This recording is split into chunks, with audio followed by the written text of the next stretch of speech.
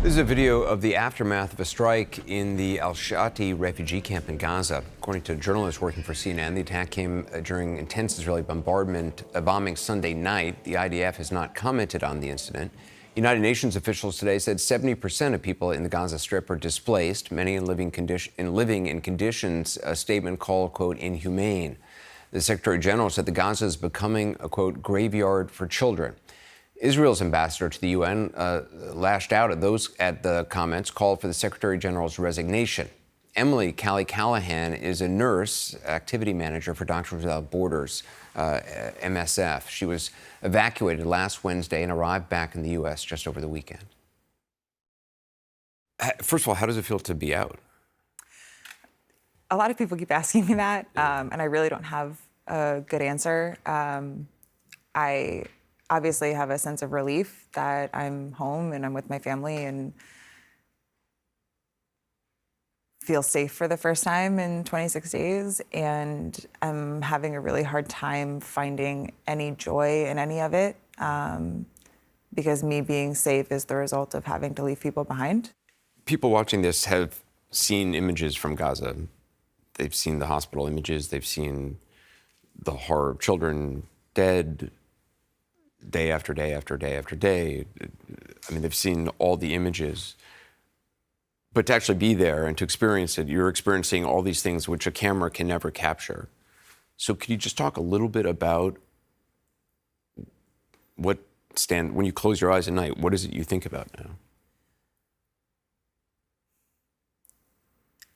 I think the answer to that question, I'll start at KYTC, which was, we were relocated about 5 times over the course of 26 days due to security concerns.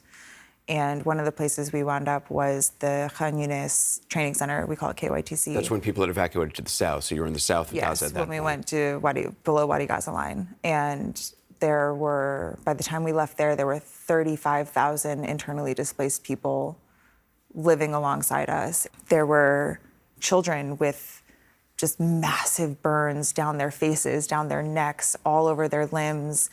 And because the hospitals are so overwhelmed, they are being discharged immediately after, and they're being discharged to these camps with no access to running water. There's 50,000 people at that camp now and 4 toilets. They're given 2 hours of water every 12 hours. There's 4 toilets for 50,000 people. Yes. And that's where we were living too. And they have these fresh, open burns and wounds and partial amputations that are just walking around these conditions. And parents are bringing their children to us going, please, can you help? Please, can you help? And we have no supplies. When in situations where there are tens of thousands of people and it is a war and people can't feed their kids, things get strange very fast and things get tough very, very fast and people turn on each other. You saw that up close. At KYTC, the reason we had to leave was because we were starting to be harassed. Desperate people who are losing loved ones right and left are angry. And they would point at me and scream American walking past. And at that point, we had no idea what was coming in the next few days. And they would yell things in Hebrew to see if we were Israeli. They accused our national staff of either being traitors or said, you're pretending to be Arab. We know that you're just pretending to be Arab.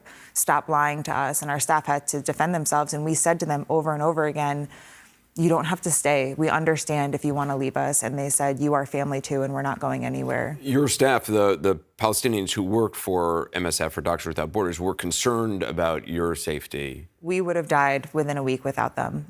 They are the only reason we are alive. It's incredible that this took so long to get Americans, sick people, start to move through that Rafah border crossing. It's inexplicable. And we were desperate. We did a calorie count at one point based on our supplies and figured out that if all of us, there's 50 people with us living in a parking lot now, only ate 700 calories a day, if that's all we had 2 days of food left, and that's it.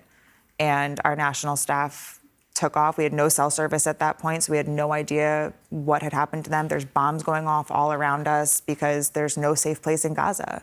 Even getting through that Rafah border crossing, what was that like? They didn't leave our side for a second. You're the national staff. The national because staff. They feared for your safety, even at the border crossing. They made sure they were standing between us and desperate people. They made sure that they were talking to every official that they could find, trying to push us through, trying to get us on the bus, trying to get us out. And we're standing there and we're watching these incredible men who have sacrificed everything for us, who have sacrificed time with their families, their own physical safety, their own water supply they were giving to us. And we're watching them fight to get us across the border, knowing that we were not bringing them with us. And they didn't waver. Ibrahim was right in the front with our passports, fighting so hard to get us on. And we get to Arish that night and find out his parents are dead. They were losing family members and friends. You said if it wasn't for your national staff, you think you would have been killed by people who were just desperate. We either would have starved to death or run out of water. They were the ones that negotiated all of that.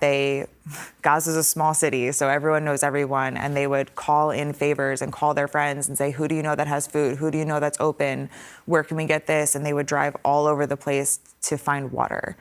And when we ran out of bottled water in Gaza, they were the ones that were able to figure out that the water truck was coming here at these times, and oh, I know this guy has a grocery store and they still have power sometimes. I think I can probably get something from them. Like when I say we would have starved to death without them, I'm not exaggerating. And in the moments of absolute desperation of civilians, they were steadfast and calm and just talked to them and said, these people are also in the same boat that you are. They have no supplies. They also have no food and water. They are also sleeping outside on the concrete, and did it in such a beautiful way that they were able to talk them down with love and kindness. There was no violence in their heart, and it calmed everyone around them down as well.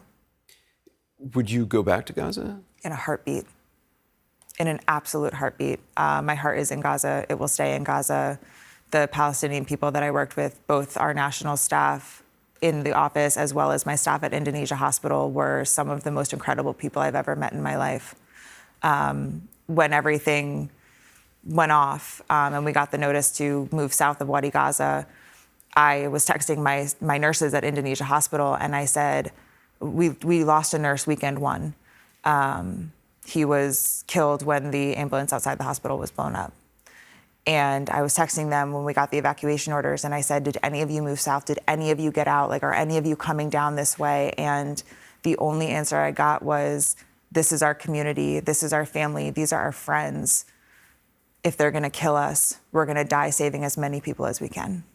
And I said, if I can ever have an ounce of the heart that you have, I will die a happy person. They were incredible.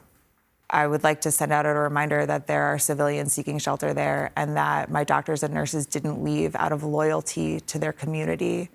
And I know that there is an idea being pushed right now that anyone that stayed behind is going to be considered some kind of a threat. And I want to remind people that the people that stayed behind are heroes. The people that stayed behind are they know they're gonna die, and they're choosing to stay behind anyway. You're talking about doctors, nurses in the hospital.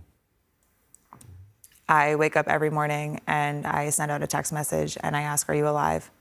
And every night before I go to sleep, I send another message and says, are you alive? Well, Kelly, thank you so much for your time. Thank you.